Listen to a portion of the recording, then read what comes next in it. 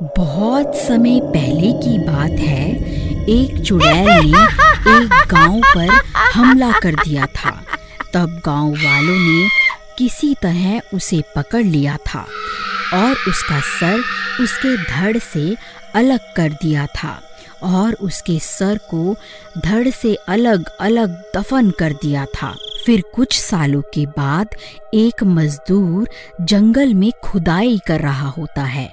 तभी खुदाई करते करते उसे कुछ बाल दिखाई देते हैं। अरे ई का है, ये बाल किसके हैं? फिर गोपी उन बालों को पकड़कर खींचने लगता है। तभी उसके हाथ में उस चुड़ैल का सर आ जाता है। अरे मर गया रे, ये क्या चीज है? ये तो किसी का सर है। हाय रे, अब क्या करूं?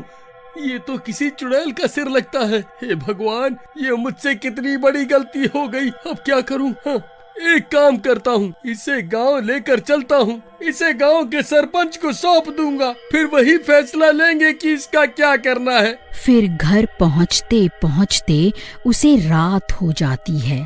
फिर वह उस सिर को खिड़की के पास रखकर सोने चला जाता है।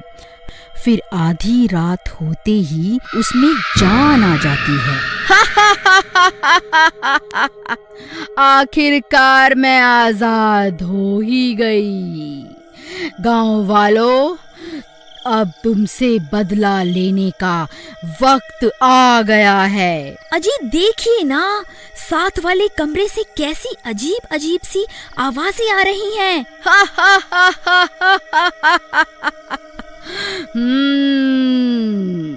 अरे मर गए रे, कहीं उस सिर में जान तो नहीं आ गई? अजी आप किस सिर की बात कर रहे हो जी? हाँ, जब मैं जंगल में खुदाई कर रहा था तब मुझे एक सिर मिला था। मैं उसे घर ले आया, सोचा था सरपंच को सौंप दूंगा, लेकिन रात हो गई तो इसे घर पर ही रख लिया। अरे नास मिटे, चुड़ैल का सर घर पे क्यों ले आया? हे भगवान, अब क्या होगा? तभी वह सिर उनके कमरे में आ जाता है। अच्छा, तो तू ही है जिसने मुझे आजाद करवाया है। हाँ जी चुड़ैल जी, मैंने ही आपको जमीन से बाहर निकाला था। कृपा करके हमें छोड़ दो। ठीक है, तेरी वजह से ही मैं आजाद हुई हूँ, इसलिए तुझे छोड़ रही हूँ। लेकिन उससे पहले तुझे मेरा एक काम करना होगा। तुझे वापस उसी जगह पर जाकर मेरा धड़ भी खोद कर निकालना होगा। अरे मर गए रे, अब क्या करूं? नहीं नहीं चुड़ैल जी, मैं ऐसा नहीं कर सकता। तो फिर ठीक है, मरने के लिए तैयार हो जा।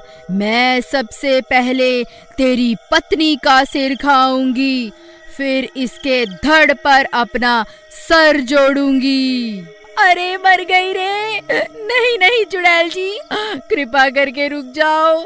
अजी जल्दी जंगल जाओ और इस चुड़ैल का धड़ खोद कर इसे दे दो, नहीं तो ये मेरी जान ले लेगी। नहीं नहीं चुड़ैल जी, आप ऐसा मत करिए। मैं अभी आपके साथ चलता हूँ और आपको आपका धड़ ढूंढ कर देता हूँ। फिर वह कटा हुआ सिर और गोपी आधी रात को जंगल की ओर चल देती हैं। फिर उसी जगह पहुंचकर धड़ की तलाश शुरू कर देता है।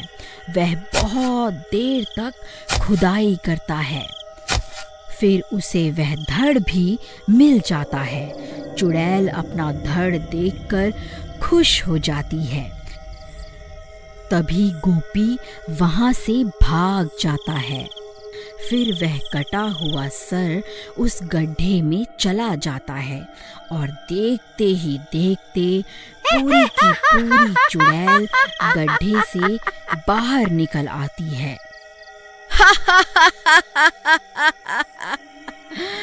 गांव वालों, अब मरने के लिए तैयार हो जाओ। मैं किसी को नहीं छोड़ूंगी।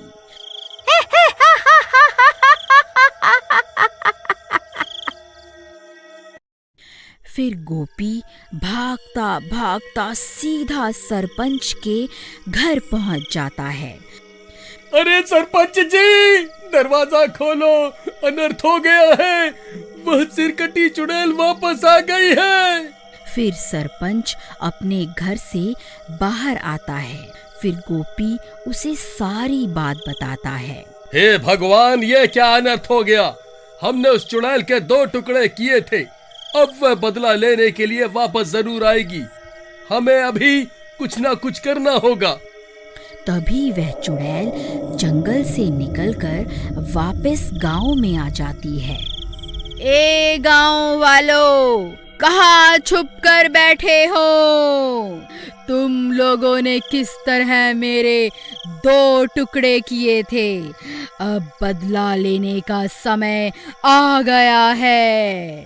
सब गांव वाले छुप छुप कर उसे देखते रहते हैं और वह चुड़ैल अपने शिकार की तलाश में गांव की गलियों में घूमती रहती है। सरपंच जी, वह देखिए, वह चुड़ैल गांव वालों की तलाश में इधर उधर घूम रही है। अगर कोई गांव वाला इसे मिल गया तो ये उसका सिर धड़ से अलग कर देगी। भाई, किसी के पास कोई तरकीब है तो बताओ, वरना सुबह होने तक कोई नहीं बचेगा। सरपंच जी, मेरे पास एक तरकीब है। हम इस चुड़ैल को उस पुराने घर में कैद कर सकते हैं। मैं इस चुड़ैल का भोजन बनकर उस घर में जाता हूँ, ये मेरा शिकार करने वहाँ जरूर आएगी। फिर इतना बोलकर भीमा भागकर उस घर के बाहर पहुँच जाता है और उस चुड़ैल को पुकारने लगता है। ए चुड़ैल, देख, तेरा काल यहाँ खड़ा है। मैंने ही तेरे 2 टुकड़े किए थे, इतनी जल्दी भूल गई क्या? अच्छा हुआ जो तू खुद मेरे सामने आ गया। मुझे कब से तेरी तलाश थी। रुक, तुझे अभी बताती हूँ। फिर जैसे ही चुड़ैल भीमा की तरफ जाती है, भीमा भागकर घर के अंदर चला जाता है और एक जगह पर जाकर खड़ा हो जाता है। उस घर की छत पर गोपी और शिवा पहले से मौजूद होते हैं। भीमा भाई, तुम घबराओ मत। जैसे ही चुड़ैल तुम्हारे करीब आएगी, हम तुम्हें ऊपर खींच लेंगे। फिर चुड़ैल भी भीमा का पीछा करते करते उस घर में घुस जाती है। अब मुझसे बचकर कहाँ जाएगा मूर्ख? फिर जैसे ही वह चुड़ैल भीमा पर हमला करती है, तभी गोपी रस्सी को नीचे फेंक देता है और भीमा उस रस्सी के सहारे घर की छत पर चढ़ जाता है। फिर तीनों लकड़ी की मदद से छत का छेद बंद कर देते हैं और सरपंच घर का दरवाजा भी बाहर से बंद कर देता है ताकि वह चुड़ैल घर से बाहर ना निकल पाए। फिर वह चुड़ैल उस घर में कैद हो जाती है। ए मूर्ख गांव वालों, तुम्हें क्या लगता है तुम मुझे इस घर में कैद कर लोगे? भाइयों, मुझे लगता है हम ज्यादा देर तक इस चुड़ैल को कैद नहीं कर पाएंगे। सरपंच जी, बस थोड़ी देर में सूरज निकलने ही वाला है। हमें थोड़ी देर तक इस चुड़ैल को इसी घर में रोक के रखना होगा। फिर चुड़ैल जोर जोर से दरवाजा पीटने लगती है। तभी दिन हो जाता है और आकाश में सूरज निकल आता है। फिर गोपी छत पे रखी लकड़ी को भी हटा देता है ताकि सूरज की रोशनी अंदर जा सके। फिर सूरज की रोशनी घर के अंदर जाते ही वह चुड़ैल तड़पने लगती है। ए गांव वालों, तुमने फिर से मुझे धोखे से इस घर में फंसा लिया। ये तुमने अच्छा नहीं किया। अरे मर गई रे, हाय हाय मर गई रे। ये सूरज तो मुझे जलाकर ही दम लेगा। फिर देखते ही देखते वह चुड़ैल जलकर राख हो जाती है और एक बार फिर गांव वालों की एकता की वजह से लोग चुड़ैल से छुटकारा पा लेते हैं।